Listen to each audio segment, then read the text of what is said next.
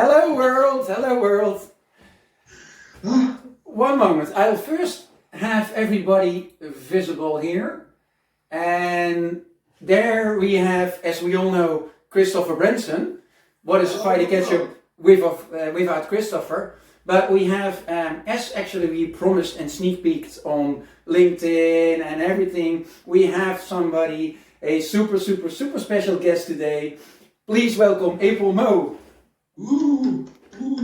Hey, Will Chris. Hello, April. You see that Chris and I, we are actually dressed for the occasion today. Because April, can you please briefly introduce yourself and tell us what you're doing at SUSE? Yeah, Emil and Chris, thanks so much for having me on Untitled Ketchup. You know, I clearly missed the memo. You guys, I feel completely underdressed, which is, you know, great to be on that side for once. Yes, I have the privilege of really just, you know, helping people fall in love with SUSE. And that's how I describe my job. I have the fancy title of being the Chief Communications Officer, but really I am hyper focused on just making sure that the work that, you know, you both do, that the company does, is communicated, that people understand it, and people love it. And truly, that's what I do. Wow. I like that short and neat description. You should do something in communication, maybe. Maybe. I've been told. What was actually funny, because we actually did prepare this one. Normally we do not so much preparation, but this time we did. So I asked April before, like... Tell the audience our secrets. Oh, okay. Oh, we do prepare always. But this time in the preparation with April, I asked April in the chat, like, okay, April, what would you like to talk about? And then April, within about 30 seconds, came with an answer. And you said, 1, being a mom. 2, my global background. 3, being a woman in tech. And 4, working at SUSE. So I think the agenda is quite set. I did the work for you. Exactly. Yeah, we have nothing to do anymore. So April, please, you know, like one thing that's worked, I would say at least 5 to 10 times last week and this week alone is, I've been getting really cute pictures from you, you know, and it puts such a big smile on my face. When I'm in a bad mood, you know, I look at the pictures and I'm in a good mood, so what could that be about? I wonder. So, guys, my world is completely different now today, you know, than it was 5 months ago. I'm a mom. I'm a new mom too, a first-time mom, and I have to tell you, it's so cliche, but it is so true. It has completely changed my world. But before I go into all of that, can I show you a picture of my daughter? Yeah, of course. Okay. Yeah, show Ren. So yes, her name is Ren, and I want to show you a picture of her. I prepared this to show you guys. I sent it to you too. That is the see. future of SUSE. Yeah. Exactly. She's all green. Amazing, adorable little girl. Had her 5 months ago. We've really, you know, we've been trying to have a child for the longest time, and so as you can imagine, when she came, it was the biggest. It just felt like the best and the biggest gift that I have ever received in my entire life. So it's been good to be a mom. I think everything changed for me when I became a mom. Number one, I have a big love for my husband. I have big love for my family. I have big love for my friends and colleagues like you. I just never, ever have felt like maybe I needed 2 hearts. One heart is not enough to contain what I feel about my daughter. I need at least 2 hearts. And it is an amazing feeling. It just feels like it is not enough what I feel for her. I can't really describe that yet, and maybe somebody out there can do it better than I do.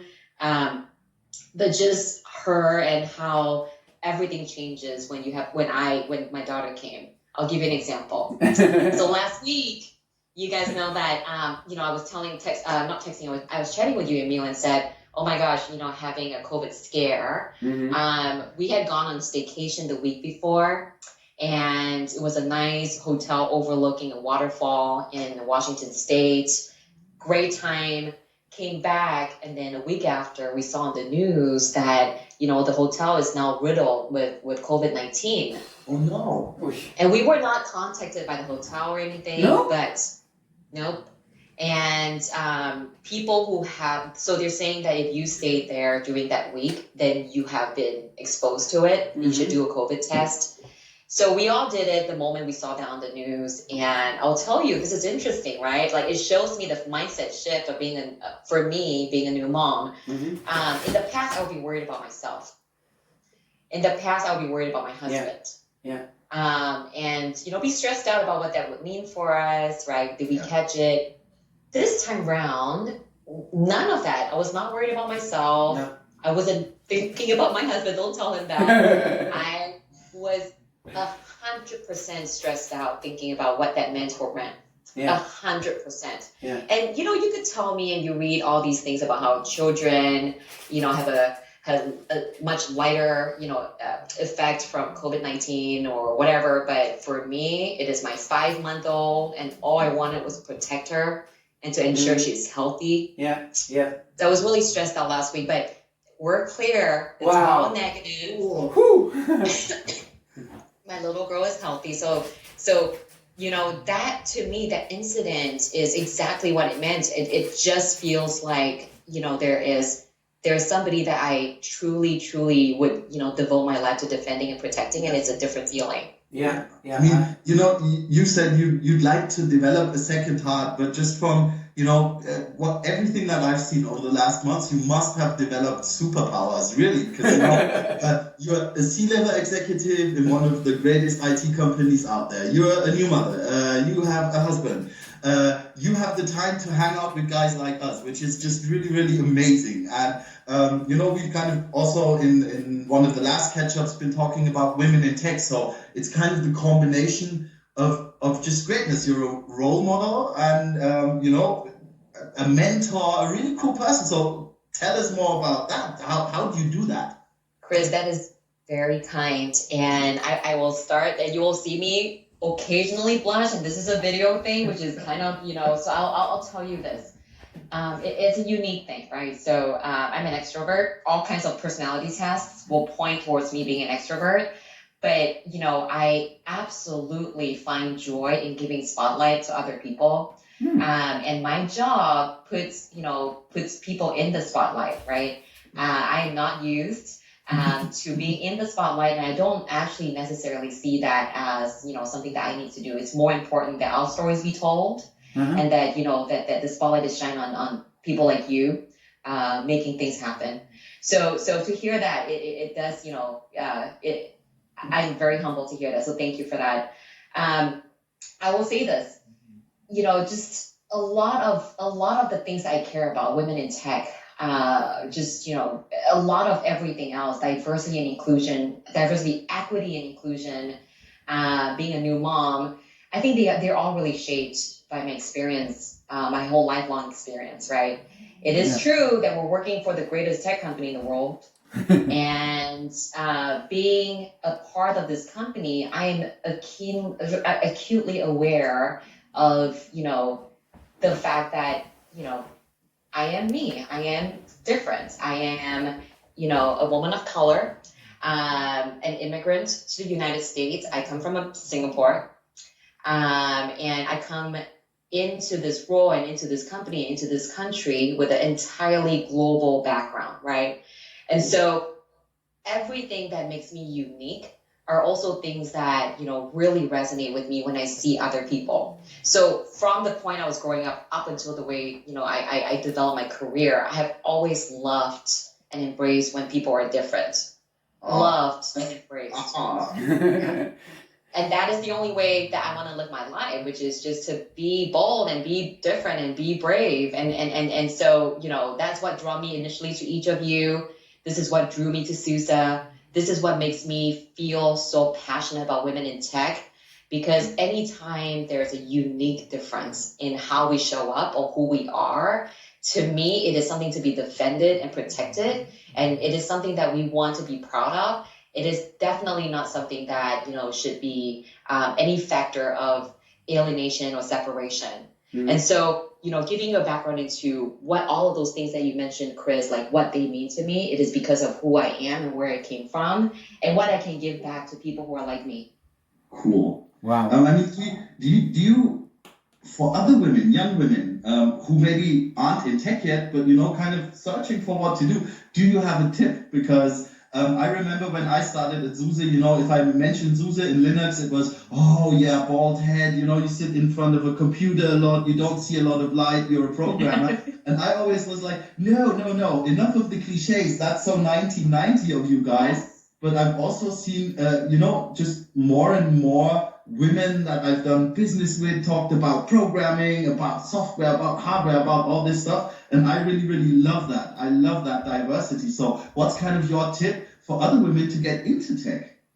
Absolutely. So one thing, as you said, is tech is not just programming, right? Tech is not just, getting codes out and code lines out the door. There is space to accommodate any type of skill set as long as you want to be in this sector. What does this sector mean to you? What does technology mean to you? So for me, uniquely in the context of who I am and the gifts that I can give to this company, technology to me means innovation. Innovation is a theme that I want to embrace as part of my life. How do we innovate in all areas? Mm-hmm. And so I embrace technology because I love innovation. Yeah. I love when people create new things and that helps the world get better. So I get behind that as a purpose. And technology to me is a way to get there. And the gifts that I can contribute to the company, unfortunately, I can't code, or maybe fortunately, I can't code, but you guys want me anyway. And so, what I bring to you is communications, right? It is a set of, public relations skills and training. It is a set of, knowing how to work across the teams. It is a set of just the principle of just, I don't want to ever touch anything without knowing that I've left it better than when I found it. And so a tip to, young women out there is to just understand that technology is not just programming. And that if you're excited, right, about innovation, if you're excited about contributing to diversity and inclusion and equity, then get into it, bring your gifts, find a home, find your niche, and prosper and thrive from there. Wow. Okay. Wow, I'm really amazed. And I think we have even covered all the topics that you said before. Maybe not as structured as you mentioned them before, but it's really amazing to hear all that and to feel your inspiration. And I would say my final question, because Chris is here for all the intelligent questions.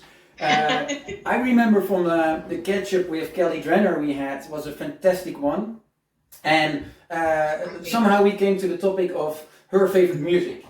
And then she said, well, listen, my recommendation to listen is AFROMAN. And since that moment, recommendation again to you guys, is since that moment on, AFROMAN is the most played song on my Spotify. So my question to you, do you have a recommendation for us to listen this weekend and next week to music or a podcast or anything in line? Absolutely. Okay, so Emil, I here's the thing. I have two sets of music that I periodically turn to, and the first set and the music that I play when I work or when I'm working out, there are only two types: either rap or house music. And so I'm a huge fan of Kendrick Lamar. I'm a huge fan of just Lauryn Hill, right? And so just all of these people who put their poetry and their being into the work that they do, I'm a fan of those. House music, why? Because I can dance to it, and that's always amazing. Now, there's another set now that I'm a mom that helps me just kind of regulate myself a little bit more, just like calm down. So that's lo-fi music. So I go on to Alexa's right next to me, so if I say that, she's gonna start playing it. Echo, but really listen to a lot of lo-fi Spotify lists right now. Just like chill, and they're okay to be in the background, lo-fi, but then they're there, they get you in the mood, and I kind of like that. I'm in my zone when I listen to my lo-fi stuff. When I have to Right? put that on your ears and just go into your zone. Exactly. That's a great recommendation, but if I put lo-fi and I ask Spotify to play lo-fi, that's too wide. Do you have a specific artist that you say, okay, this is my lo-fi or the rap? Well, you mentioned a couple of rap examples. A lo-fi example. That's the challenge with lo-fi because they're so in the background that I don't pay attention to particular artists. But I'll tell you the Spotify playlist that I go to. Okay. It's called LUSH Lo-Fi. Okay, we'll put it underneath. LUSH Lo-Fi. LUSH Lo-Fi. Yes. And Yes. maybe So then, check that out. if you think of lo-fi is Paul KALKBRENNER, then something that is in that neighborhood. Do you know Paul KALKBRENNER? No, I don't. I Okay. really need to. Well, that's my recommendation then. Okay, wait. I need to type that down. So how do you Paul go for it? Mm-hmm. en dan KALKBRENNER. KALKBRENNER. Kalkbrenner. He is actually German. Oh yeah. Oh. Yeah. Okay. I need to get on top of that, you guys. Yeah. And then What about you? and then Is there, if you like, go, a podcast I should be listening to. yeah, but if you go to Paul KALKBRENNER, he always the first song is and Sent or something. I don't really like that first song that is played like a million times. Skip that one and go to one of the 20, 30 other songs. Okay, sounds good. Sky and Sand. Sky and Sand is the number that you should skip. Hey Emil, Okay. and I have a question for you actually. Oh, for me, okay, yeah. Just from the angle I'm seeing it, Yeah. does our cameraman kind of need a new haircut, or what's that fluffy, hairy thing walking around your arms? You know, like what's that? That seems Your new. camera guy, yeah, it doesn't look like he has dyed his hair. Oh no, it wasn't that. No. It was black and fluffy. Here it is. I think this is what. Flat. Oh, That's Nero. That's our newest extension of the family. So I don't see Nero. yeah, here we go. Nero! So we have a new emperor here in the house. Everybody who looks at Friday Ketchup, they already know Lucky, our Labrador. But we've now extended the family with Nero. It's super cute, yeah. Congratulations. So cool. Pets are the best. Yes, So Ketchup. is there anything you want to say, except for our stupid questions? Anything you want to tell? Oh my gosh, guys, like this is so fun. Thank you for having me. And I just want to say also that, we did not touch on why I love working at SUSE, but I want to talk about that just for 10 seconds. Okay. Because of people like you guys. You guys make life so interesting, and I have just felt so welcome. And this is that warm SUSE welcome. People Wow. talk about it. I experienced it. Two things. Emil, before I even met you and knew you were Emil, I saw your shoes because Emil walks around with his green shoes. I actually wear them today. There you go. We gotta show that to the camera. But I love the fact that I just work with you guys and people who bring their personalities to work every day. Joyful. I'm joyful because I'm surrounded by joyful people. Saw your shoes before I even met you. Chris, saw your tattoo sleeves even before I met you. And I love everything about, the people that we were surrounded with. And I hope that this stays the same. Culture is what makes it so great. And Yeah. you both are such great, just factors in my journey. So thank you for that. Well, no better words to close off with. So I would say thank you so much, as always, Chris. And super thank you, April. Look forward to working together with you much more than we already do. And hopefully we'll be able to meet in person one day somewhere on the world again. We have met. Yeah, I know. We'll see each other again. Absolutely. We'll see each other again. Yeah, When yeah. everything dies down with the pandemic. Yeah, Absolutely. we've been dancing actually, haven't we? And was it in Barcelona or in Nashville? No, That Barcelona. was not in Nashville. That was at the Sales Summit, so Barcelona. Yeah, Barcelona. Yeah. We were on the dance floor for sure. Yeah, because you said you like dancing, and we knew that. All right. Thank you for having me, you both. Thanks a lot. Thank you so Bye bye, much. world. Don't forget to like. Bye bye. like, comment, share, and all these things. Thanks a lot. See you next week. Bye bye.